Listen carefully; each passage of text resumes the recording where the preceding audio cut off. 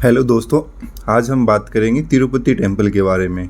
आपने न्यूज़ में, शॉर्ट्स में, वीडियो में जो वहाँ पे घटना हुई उसके बारे में सुना होगा, तो उसी के बारे में हम डिटेल में समझेंगे कि वहाँ पे क्या हुआ था और किस तरीके से वहाँ पे चीज़ें चल रही है और अभी क्या हो रहा है। तो वहाँ पे एक जो फेट पाया गया था, जो प्रसाद है वहाँ का लड्डू बनाया जाता है, उसी को प्रसाद के रूप में दिया जाता है। लोग घर पे भी लेके जाते हैं उसको। तो वो जो लड्डू है उसके अंदर फॉरेन फेट पाया गया था। अब ये फॉरेन फेट क्या होता है, तो डेयरी प्रोडक्ट से जो फेट बनता है ना, दूध से बनने वाला, जैसे घी हो गया, मक्खन हो गया, ये सारी चीज़ें बनती है, उसको डेयरी फेट कहते हैं।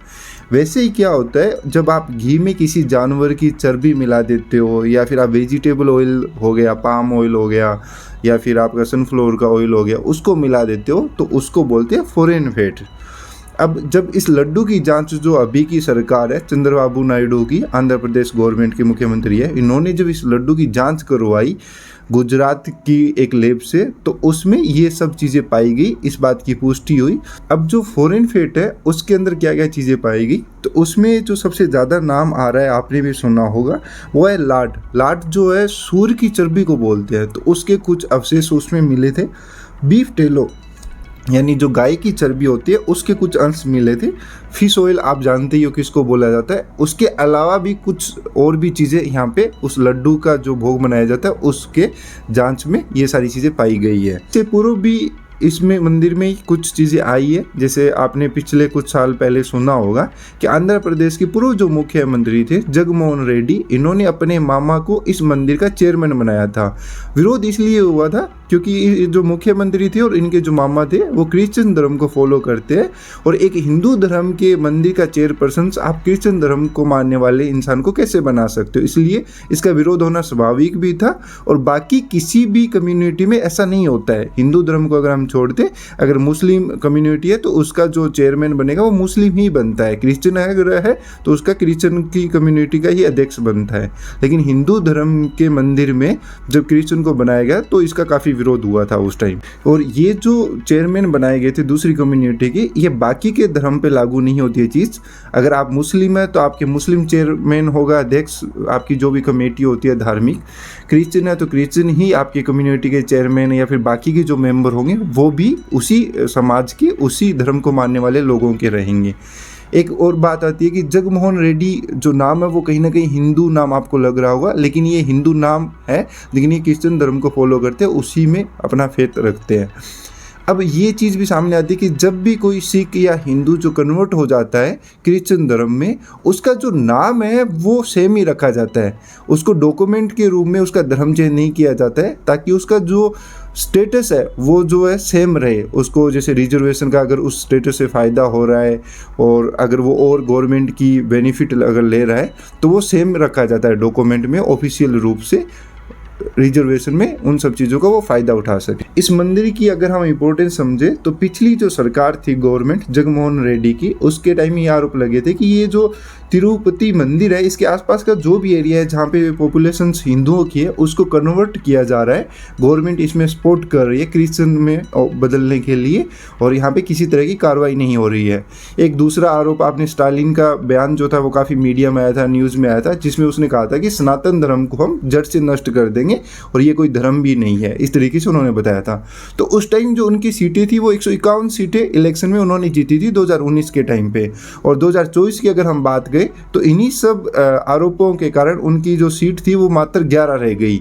तो आप समझ सकते हैं कि ये जो मंदिर है वो राजनीतिक रूप से और धार्मिक रूप से उतनी ही इम्पोर्टेंस रखता है दोनों तरफ से। इसके अभी जो प्रॉब्लम चल रही है इसके बारे में नॉर्थ इंडिया के लोगों को ज़्यादा नहीं पता है। पहले भी जब आरोप लगे थे तो नॉर्थ इंडिया के लोगों को ज़्यादा इसके बारे में अवेयर नहीं हो पाते थे। रीज़न एक तो आ जाता है लैंग्वेज बैरियर, क्योंकि जब भी कोई पहली रिपोर्ट होती है, पहले जो वीडियोज़ आते हैं वो वहाँ की लोकल लैंग्वेज में आते हैं, जो कि वहाँ की आंध्रा की लैंग्वेज है, उसको नॉर्थ इंडिया के लोग जो है वो समझ नहीं पाते, उनको अच्छे से पकड़ नहीं पाते। एक ही रीज़न है इसकी, जो भी आरोप लगते हैं उनको ज़्यादा इंपॉर्टेंस अभी तक नहीं मिल पाई थी। अभी इस बार जो चीज़ें न्यूज़ में चल रही है।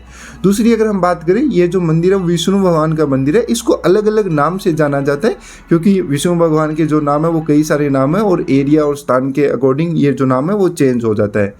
इंडिया में ये रिचेस्ट जो मंदिर है उनमें से एक आता है, और हिंदू धर्म की आस्था का सबसे इम्पोर्टेंट पार्ट ये मंदिर को माना जाता है।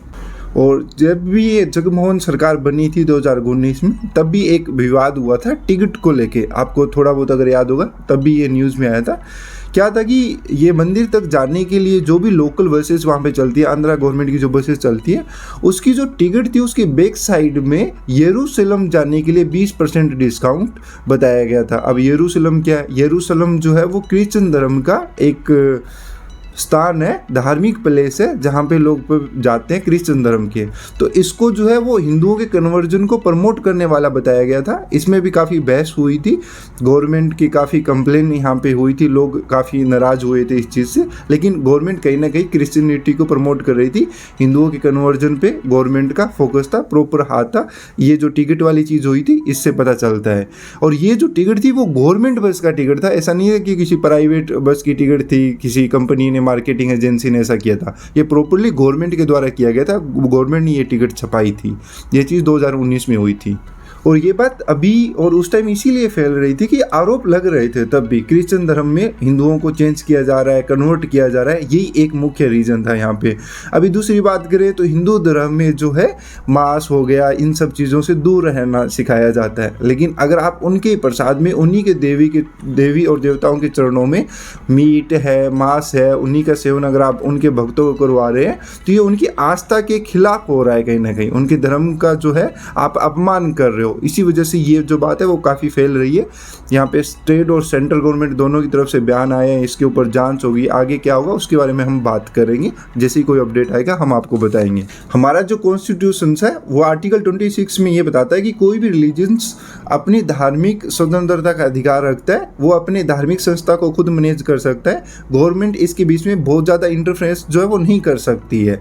लेकिन ये जो चीज़ है वो हिंदू धर्म के अलावा बाकी सभी धर्मों पर लागू है। मुस्लिम धर्म है तो उस पर लागू है, सिख है तो सिख पे लागू है, क्रिश्चियन है तो क्रिश्चियन धर्म पे लागू है।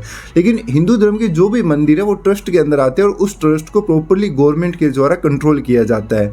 अब अगर यहाँ पे बात करें हम धार्मिक स्वतंत्रता का जो अधिकार है हिंदुओं का, या फिर समानता का अधिकार है, वो गया भाड़ में। क्योंकि हिंदू धर्म के जो भी संस्थान है वो गवर्नमेंट के अंडर में आते हैं, प्रॉपर्ली गवर्नमेंट के द्वारा कंट्रोल किए जाते हैं। ये बाकी धर्मों पे ऐसा क्यों नहीं है, या फिर ओनली हिंदू धर्म पे ऐसा क्यों किया जा रहा है, ये मुझे नहीं पता। अब आप इस चीज़ को समझिए कि जो भी मंदिर से इनकम आती है, जो भी वहाँ पे चढ़ावा आता है, वो सब गवर्नमेंट अगर कंट्रोल करेगी तो वो जो हिंदू धर्म के लोग हैं वो अपने गरीब लोगों की हेल्प नहीं कर पाते, अपने धर्म की जो प्रॉपर है वो शिक्षा लोगों को नहीं दे पाएंगे, अपना जो प्रचार है प्रसार है वो नहीं कर पाते हैं। इसी वजह से शायद गवर्नमेंट ऐसा कर रही है कि हिंदू धर्म जो है वो ना बढ़े आगे। और ये किसी एक गवर्नमेंट की बात नहीं है, अभी की गवर्नमेंट की बात कर लो तो वो भी अभी तक कंट्रोल करके इसको रखी है।